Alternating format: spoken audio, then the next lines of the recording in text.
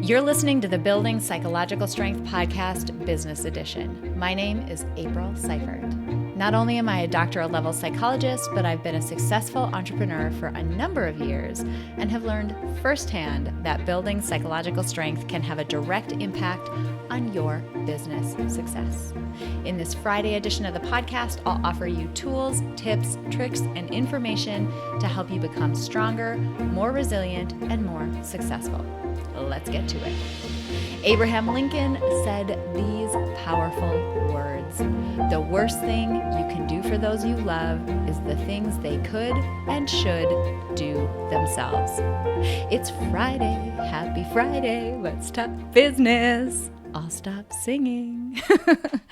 This is a fun episode because today we wrap up our 3-part series about the drama triangle. Now, the drama triangle was originally described by Stephen Cartman in 1961. It is the ineffective 3 roles or mindset habits that we might employ when we're faced with challenge. And how many times as an entrepreneur or a business owner are you faced with challenge? It's like daily or more than daily. It's all the time. Now, 2 weeks ago, we talked about the first part of the drama triangle, which is the victim. When we step into the mindset or the role of the victim, we see life as happening to us. We see ourselves as being at the mercy of our circumstances. And last week, we talked about the role of the persecutor. This is the punitive stance that we can take, where we blame and we punish others when things go wrong instead of focusing on solving the problem itself. Now, if you missed those 2 episodes, you're definitely gonna want to go back and catch both of them because they're packed with really great and valuable information, and they'll help you kind of round out what you hear in today's episode. Now, with that, this week, we're diving into the 3rd mindset habit or the 3rd role in the drama triangle, which is the rescuer. Now, the stance of the rescuer is one of, let me help you with that. Rescuers work hard to help and to take care of other people, and they even almost need to help other people feel good about themselves. And when things go wrong, they're the first people to jump in, they're the first people to take charge, and they take care of the problem themselves. Now, if you're a listener to this show, especially these Friday edition episodes, I hope you're already seeing through the thin surface of this role. The thin surface of it is that it seems like a good thing. It feels like you're taking charge. You convince yourself that you're taking responsibility and actively solving a problem. But here's the thing. Doing everything yourself, that's not your role as a leader. Your role is to set direction and strategy, and many times it's to lead other people to get things done. This role of the rescuer, it's problematic in a lot of different ways. I mean, first of all, people who tend to take on the role of the rescuer, which PS is totally me, by the way. I'm raising my hand this entire episode. We tend to focus on the problems and the needs of other people. And in doing that, we neglect our own needs and we don't take responsibility for meeting our own needs. Now, I've been doing more and more speaking engagements with entrepreneur groups and conferences where we're focusing on just how detrimental that exact behavior is to your business success. Because the fact of the matter is, if you're not okay, your business isn't okay. Jumping in to rescue everyone all the time is a recipe for burnout. And if you're burnt out, you're not effective. Second, when we jump in to rescue others, we take away the opportunity that they have to learn and grow in their role. I mean, how many entrepreneurs or just leaders do you know who have had this exact complaint? They said this exact thing. I just don't have anyone I can trust who has the skills and experience to delegate this important work to. Do you think that might be partly due to our knee-jerk instinct to bail people out all the time and to not allow them to gain experience by stumbling through work that might be a stretch for them?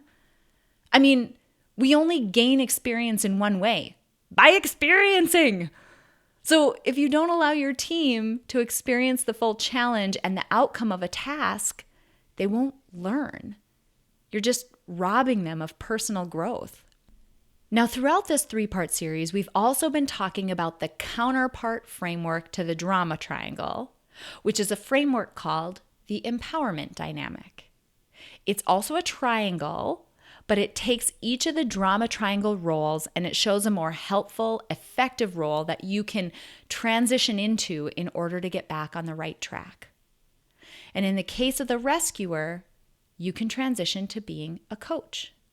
Rather than coming to the rescue of the other person, the coach sees the person as perfectly capable and not in need of rescuing. Rather than jumping in and doing the task for the other person, the coach helps them scope it, shape it, helps them create steps to achieve the bigger goal. They coach the other person to do it themselves. The coach supports that person, but they do so while allowing the other person to maintain ultimate responsibility, and there's a big difference there.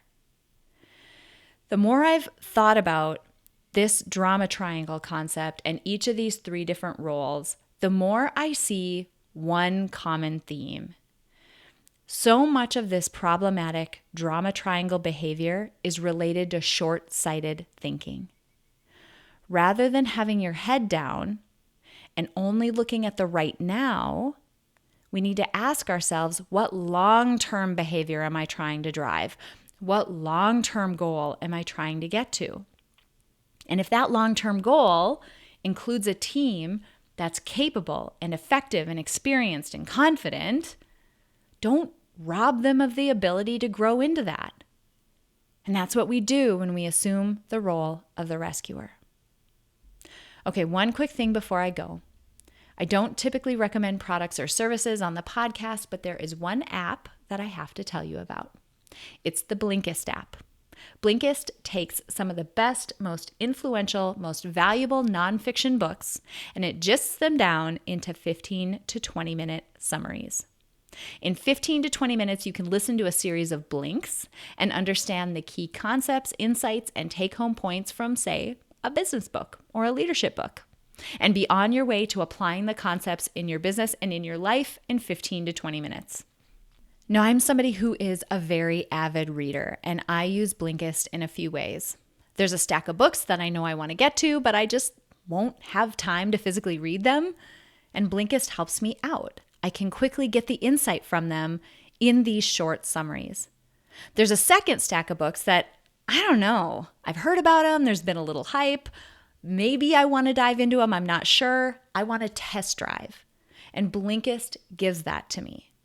And finally, there's a set of books I didn't even have on my radar, and I discover them through the Blinkist app.